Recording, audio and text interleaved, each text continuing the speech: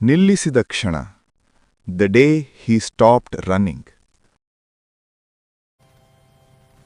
ರೋಹಿತ್ ಯಾವಾಗಲೂ ಓಡುತ್ತಿದ್ದ.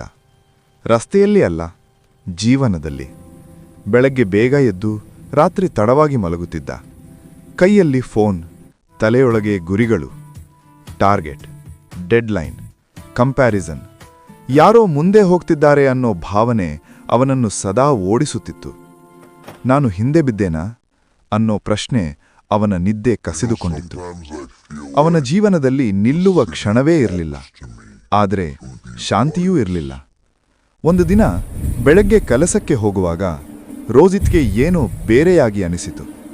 ದೇಹ ಸಾಥ್ ಕೊಡಲಿಲ್ಲ. ಉಸಿರಾಟ ಭಾರವಾಗಿತ್ತು. ಕಾಲುಗಳು ಮುಂದೆ ಸಾಗಲು ಇಚ್ಛಿಸಲಿಲ್ಲ. ಅವನು ರಸ್ತೆ ಬದಿಯಲ್ಲಿ ನಿಂತ. ಮೊದಲ ಬಾರಿಗೆ ನಿಜವಾಗಿ ನಿಂತ. ಫೋನ್ ಜೇಬಿನಲ್ಲಿ ಮೌನವಾಗಿತ್ತು. ನೋಟಿಫಿಕೇಶನ್ ಇಲ್ಲ, ಮೆಸೇಜ್ ಇಲ್ಲ. ಅದಕ್ಕೆ ಬದಲಾಗಿ ನಿಶ್ಶಬ್ದ. ಆ ನಿಶ್ಶಬ್ದದಲ್ಲಿ ಅವನು ಮೊದಲ ಬಾರಿ ತನ್ನ ಉಸಿರಾಟ ಕೇಳಿದ, ತನ್ನ ಹೃದಯದ ಧ್ವನಿ ಕೇಳಿದ. ಅವನೊಳಗಿಂದ ಒಂದು ಪ್ರಶ್ನೆ ಬಂತು. ನಾನು ಯಾಕೆ ಇಷ್ಟು ಓಡ್ತಿದ್ದೀನಿ? ಉತ್ತರ ಕೂಡ ಅಲ್ಲಿಯೇ ಇತ್ತು.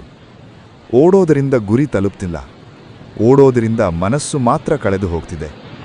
ಆ ಕ್ಷಣದಲ್ಲಿ ಅವನು ಒಂದು ನಿರ್ಧಾರ ತೆಗೆದುಕೊಂಡ. ಎಲ್ಲವನ್ನೂ ಬಿಡುವ ನಿರ್ಧಾರ ಅಲ್ಲ, ಆದರೆ ವೇಗ ಕಡಿಮೆ ಮಾಡುವ ನಿರ್ಧಾರ. ಅವನು ಮತ್ತೆ ನಡೆಯಲು ಶುರು ಮಾಡಿದ, ನಿಧಾನವಾಗಿ.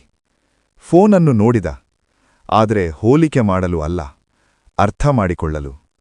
ಎಲ್ಲರ ದಾರಿ ಒಂದೇ ಆಗಿರೋದಿಲ್ಲ ಎಂದು ಅವನು ತನ್ನನ್ನು ತಾನೇ ಹೇಳಿಕೊಂಡ. ಅವನು ಇನ್ನೂ ಕೆಲಸ ಮಾಡುತ್ತಿದ್ದ, ಆದರೆ ರಾತ್ರಿ ನಿದ್ದೆ ಕಳೆದುಕೊಳ್ಳಲಿಲ್ಲ. ಅವನು ಇನ್ನೂ ಕನಸು ಕಂಡ, ಆದರೆ ಯಾರದ್ದೋ ಕನಸನ್ನು ಹಿಂಬಾಲಿಸಲಿಲ್ಲ. ದಿನಗಳು ಹೋದವು.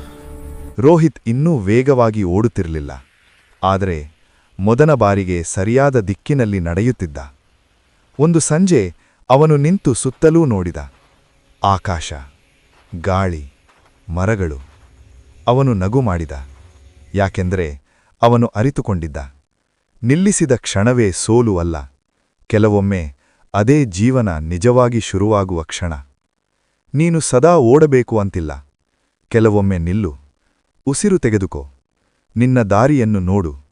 ಓಡೋದನ್ನ ನಿಲ್ಲಿಸಿದ ದಿನವೇ ಜೀವನ ನಿಜವಾಗಿ ಶುರುವಾಗಬಹುದು. ಈ ಕಥೆ ನಿಮಗೆ ಇಷ್ಟವಾದ್ರೆ ಒಮ್ಮೆ ನಿಲ್ಲಿ, ನಿಮ್ಮ ಜೀವನಕ್ಕೂ ಒಂದು ಉಸಿರಾಟ ಕೊಡಿ.